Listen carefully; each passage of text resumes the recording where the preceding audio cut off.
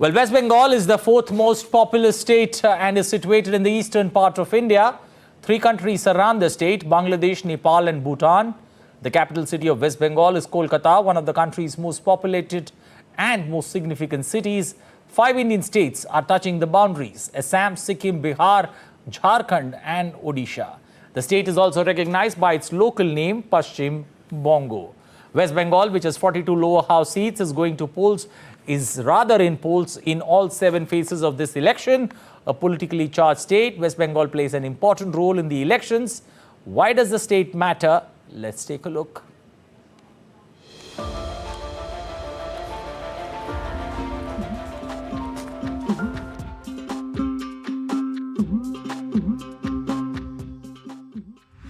The eastern Indian state of West Bengal has been a hub of history, culture and education. It was also the epicenter of India's freedom movement. Situated along the Bay of Bengal, the state, which shares its borders with Bangladesh, is spread over 88,000 square kilometers. Its capital, Kolkata, was among India's first metropolitan cities and also served as India's capital till 1931, when the capital was moved to New Delhi. The geographically diverse state houses hill stations like Darjeeling as well as the Sundarbans mangrove forest in Gangetic, which is home to the Royal Bengal tigers. Home to India's Nobel laureate Rabindranath Tagore and the leader of India's armed freedom struggle, Subhash Chandra Bose. West Bengal is known for its vibrant cultural festivals. In 2023, the Durga Puja of Kolkata was inscribed on UNESCO's list of intangible cultural heritage of humanity. In the 2024 general elections, the state, which has 42 parliamentary seats, is polling in all the 7 phases and is set to go to polls on June 1st. West Bengal has about 75 million enrolled voters, out of which 38 million are men, 37 million are women. Over 1,800 voters belong to the third gender community. The state is at present being governed by the Trinamool Congress. Other prominent parties in the state are the Bharatiya Janata Party, the Communist Party of India Marxist, and the Indian National Congress. During the 2019 general elections in West Bengal, of the total 42 seats, the TMC won 22 seats, the BJP bagged 18, while the Congress got 2 seats. Observers are keenly monitoring the 2024 polls in West Bengal, especially in politically sensitive constituencies and areas which have a history of poll-related unrests. Anu Kaushik for DD India. Well, West Bengal, another significant state, just like Uttar Pradesh and Bihar, have a role to play in every phase of India's parliamentary elections of 2024. It began with 3 seats in the first phase, 3 in the second, 4 in the third, then 8 seats in the fourth. 5th phase had 7 seats, 6th phase again 8 seats, the 7th phase having the maximum number of seats, 9 seats. Put that all together, 42 seats in West Bengal, and it is 42 seats. Every seat you'll see a intense battle in West Bengal to win those seats, considering the fact that it's a contest between the TMC and the BJP there to rule the people's mind. This election, this is the maximum number of seats in this particular elections from West Bengal, 9 seats. You've got Barasat, Damdam, Jayanagar, Diamond Harbour, Jadavpur, from where Mamta Banerjee used to win her elections, Kolkata Dakshin, Kolkata Uttar, and this is going to be one of the best battles in West Bengal that you could see in elections of 2024. This particular phase, you've got Mamta Banerjee's nephew Abhishek Banerjee in the election fray there from Diamond Harbour, and that makes this phase pretty interesting, pretty keen for people to watch world over and in India. 2014, the Trinamool Congress led by Mamta Banerjee actually swept West Bengal, winning 34 of the seats, BJP pocketing 2. But a quantum jump, if you look at purely in terms of numbers, 18 seats in 2019, it's a big quantum jump that the BJP made in West Bengal. The Trinamool Congress there losing almost 12 seats 5 years later. Is that dent going to be bigger this time round? or will that CAA story, help Trinamool bounce back in West Bengal? We're going to take a look at that. Also taking a look at the Sandesh Khali incident. That particular seat, that assembly constituency falls in this particular phase of election. The impact of it, will it be seen across West Bengal? That's another talking point that we're looking for answers today with our experts. It's generally been in the same region that you would see voting in West Bengal pretty high. Looking at the national average of 67, juxtapose that with 81, you've almost got a 14% jump in the elections when it comes to voting percentage. 2024 elections, the least voting has been seen in Darjeeling, 74%. The maximum voting that you've seen is close to 86% of voting in West Bengal. So West Bengal, surely the contest is keen. You see high turnout of voters in the elections time and again in West Bengal. Just compare the numbers between West Bengal and Bihar. You get a exactly opposite feel of how the elections across the years have gone by between the two states. 2016, 2021 assembly elections, the Trinamool Congress consolidating the numbers 211, 215. The BJP from 3 to 77. A big jump that BJP made, and that's why I'm saying this contest, the left is somewhere looking for a revival, but the big battle here is going to be between the Trinamool Congress, that's Mamata Banerjee's party, versus the BJP that you're going to see play out in West Bengal in this Lok Sabha elections. Again, very much on the similar pattern to the Lok Sabha elections, high voter turnout in West Bengal, and that's something significant that you would even see the footprint of it very much visible even in the assembly elections. Well, now looking at the contesting parties, the BJP going solo in all 42 seats, the Trinamool Congress, very much off the blocks, 42 candidates. They were quick to announce all the 42 that they were, going into the election with. Mamata Banerjee has been pretty pompous about the style when it comes to canvassing for the candidates. We'll have to wait and watch whether that will have a direct impact on the ground. The secular democratic force, this is the interesting force that we are seeing that's been put together. Remember, Mamata Banerjee says she's ready to support the opposition bloc from outside, but she's not ready to be a part of it. And that's the reason why you have this secular democratic force, a coalition of sorts that's come between the CPI, CPIM, the Congress, the RSP and the AIFB put together fighting for the 42 seats in West Bengal. Our final look at the candidates there.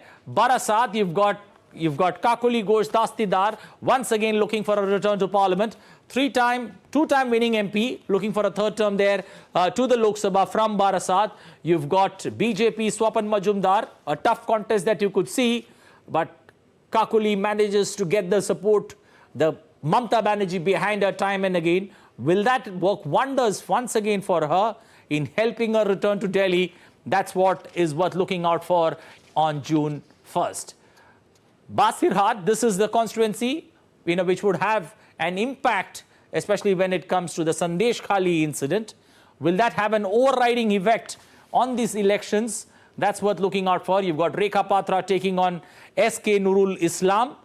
An interesting battle from the TMC there. Diamond Harbour, Mamata Banerjee's nephew, Abhishek Banerjee, has won this seat before.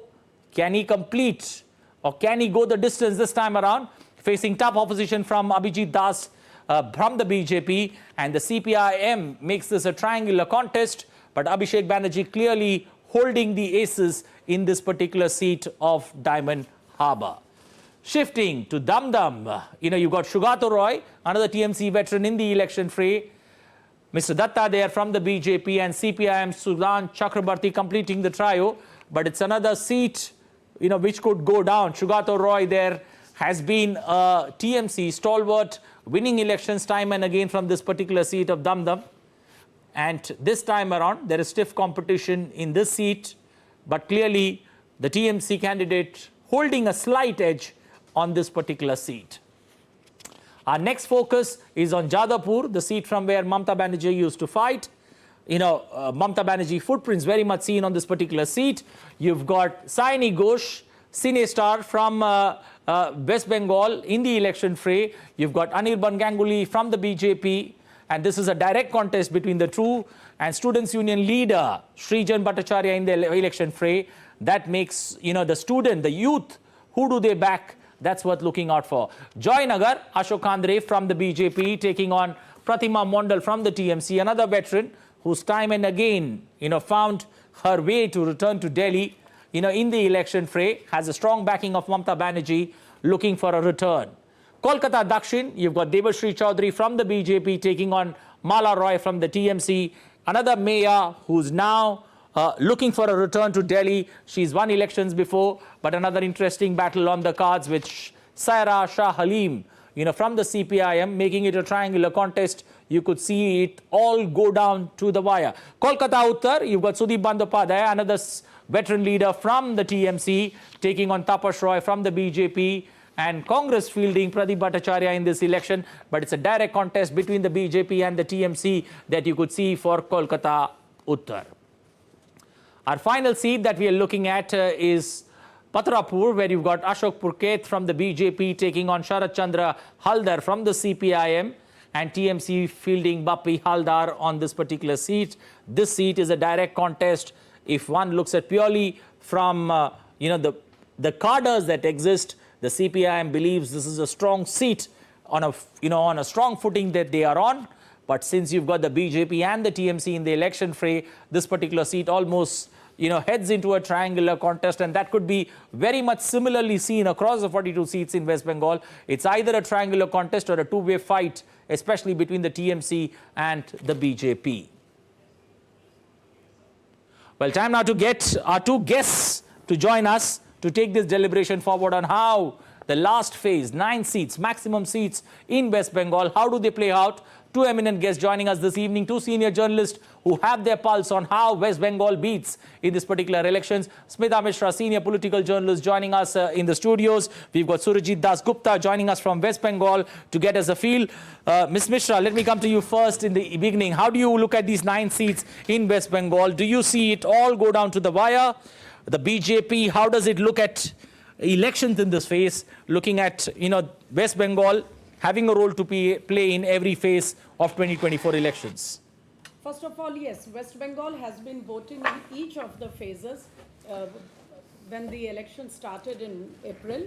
But most importantly, it is now, it looks like, as we reach the penultimate phase, we are perhaps in one of those phases which have the most number of important seats on one day. True. There have been pockets, important pockets of voting in all those phases spread over the last 6 voting days.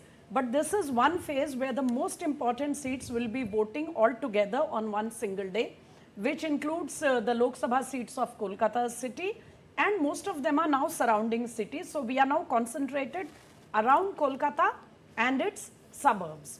Now, of course, you have Abhishek Banerjee representing Diamond Harbour, which is going to be very interesting.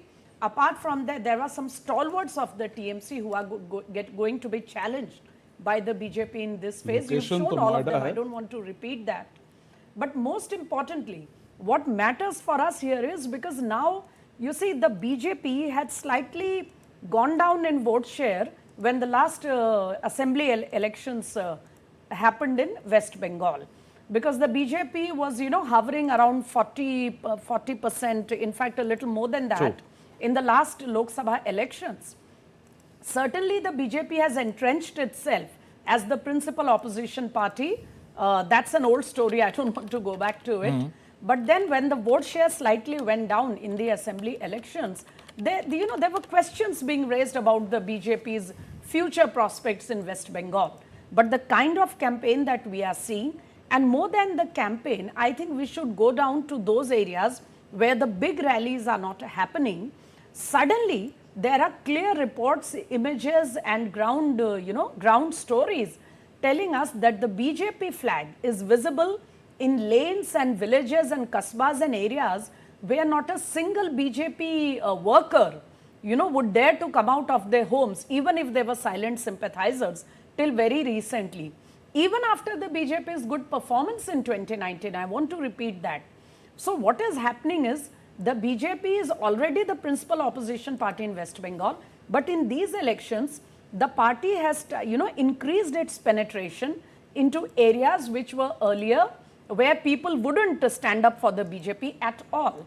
And some of the road shows of Prime Minister Narendra Modi, BJP leader Amit Shah, and other leaders, if you see, you will find that there is a kind of spontaneity, there is a kind of organic excitement for BJP which was not visible till lately. Okay. But we should not forget the fact that now for many years now, the TMC is the most, the most supported party in the state.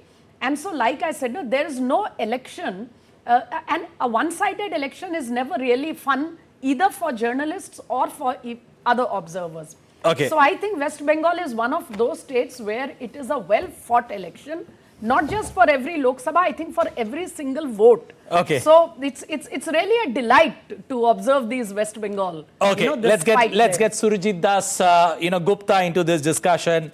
I've been listening to all the speeches that come from West Bengal.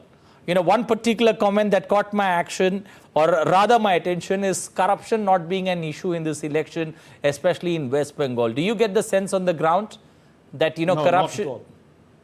Not at all. Corruption is very much an issue because just imagine the visualization of bundles of notes tumbling out of the closet of one of the ministers, Partho Chatterjee. True. That is still lingering on in people's mind. Then there are those horrifying pictures of crying women from Sandesh Khali. And that also, the torture of women is also kind of corruption. It's a kind of mental corruption. So, of course, and if you go deep into rural Bengal, what you see is Trinamool Congress activists spilling the beans of one another, rather than the BJP making allegations against the state ruling party.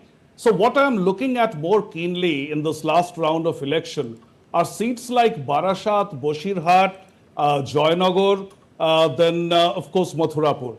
Because what has been seen over the period of 30 or 40 years in West Bengal is that the winner in Kolkata is not the winner in the rest of Bengal. That is something very interesting. It is always the opposite. The only place outside Kolkata which shows a reverse trend, that is the party that wins in Kolkata does not win in Asansol. That is the other seat. Otherwise, you would see across the state that the mood is very much anti-incumbent in the sense of anti-Trinamool Congress. And this is like the end game for the election that is coming 2 years later, the state level election. And therefore, I would say that in the eventuality of Trinamool Congress being a part of the Indie Alliance, then I think their chances would have been better. But since they are fighting separately, therefore, one is going to eat into the vote bank of another. However, having said that, as far as the religious demographic divide is concerned, I am sure that Muslims by and large are focused on Trinamool Congress. They are not going to divide their votes because they do not believe in wasting their votes, so to speak. So I see that there is a very keen contest, a very tough contest in the rural hinterland of West Bengal, not so much in Kolkata. Okay. Smita, looking at how, Sandesh Khali has played out, throughout this election and a little before it, do you somewhere feel the Trinamool's welfare schemes, have they somewhere been some kind of a face saver for Mamata Banerjee and a party? I would say these schemes were effective till before Sandesh Khali's story broke. Okay. Until then, there was no doubt that, Mamata Banerjee very smartly, spread out schemes, very smartly blocking the central's schemes, which are, being executed and being implemented all over the rest of the country. She blocked them to build up her own welfareism in the state.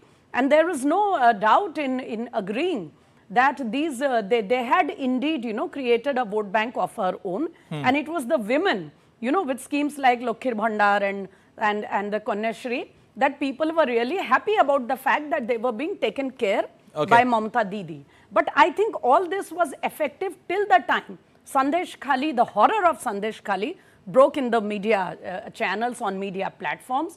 Because you see, no amount of welfareism, no amount of care and giving money into the wallets and the pockets of women or the purse, no woman will be happy to have money in her purse if in the course of the bargain she has to give away her respect, her dignity, her shanman, as it is said in West Bengal.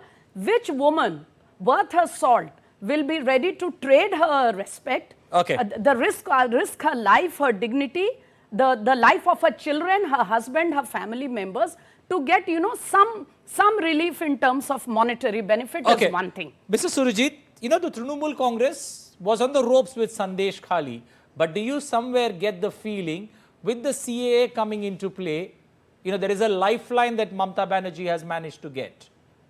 No, I'm completely with Smita ji on this, that right now, Lokhir Bhandar, the allowance for which used to be 500 rupees, which was increased to 1,000 rupees in view of this incoming election about a few months ago. This is now being seen as a way to bribe women to shut up. And that is counterproductive. That is working against them. Not only that, if you look at all the other issues, the rampant gundaism, hooliganism that is prevalent across the state, Sandesh Khali was just the tip of the iceberg. It is horrible to live in West Bengal now. Be in any suburb, any village, you have to be at the beck and call of the local henchmen of Trinamool Congress, which is a terrible thing. And this is a rut that the people of West Bengal want to emerge from. They want an end to this dark age. And therefore, I would say that welfareism is not working at all. Not only that, some very intemperate remarks by Chief Minister Mamata Banerjee during her elections, which people in Bengal, by and large, known for their courteousness, have not taken to kindly at all. I think she is losing a sense of proportion while speaking, and that is going against her. And there are also threats issued by second rung or third rung leaders of the Trinamool Congress, saying that once the elections are over and the central forces are back from here, who is going to protect you? Now, that kind of a threat, and also videos showing that people coming in rickshaws, people walking to the booths, and they are being blocked on the way, because at the booth there is CRPF and other Jawans. But on the way, there is nobody to protect us voters. Therefore, all this visualization is going against the ruling party of the state. Okay. Smita, also the Calcutta High Court, the way the ruling came, especially with regards to the OBC class, is that another, another foot or another big trouble that Mamata Banerjee faces just before this particular phase? Yes. And that's turned, the entire narrative going against her. First of all, she can blame the central government and other political parties, particularly the Prime Minister and her rivals, as much as she wants. But here it is the judiciary, which has struck down the entire list of people from the Muslim community who were included as OBCs. So I think that has come as a very big blow, because if there is a polarization of Muslims in favor of the TMC, as Surajit Da just pointed out, there will definitely be a counter-polarization among the backward classes in West Bengal is one thing. The second I want to add here is, Surajit Da was saying that, threats are being issued to women in Sandesh Khali and the menfolk as well, about what is going to happen to them after voting. True. Let me tell you, they have already been kidnapped, they have already been beaten, a few of them have been compelled on risk of their lives to take back their complaints, but there are still a few brave ones who stood their ground and they refused to withdraw their complaints, even though they had to go through a lot of, threat to their and their families. So, it shows that the Chief Minister is terribly rattled about what is happening, and they will stoop at nothing.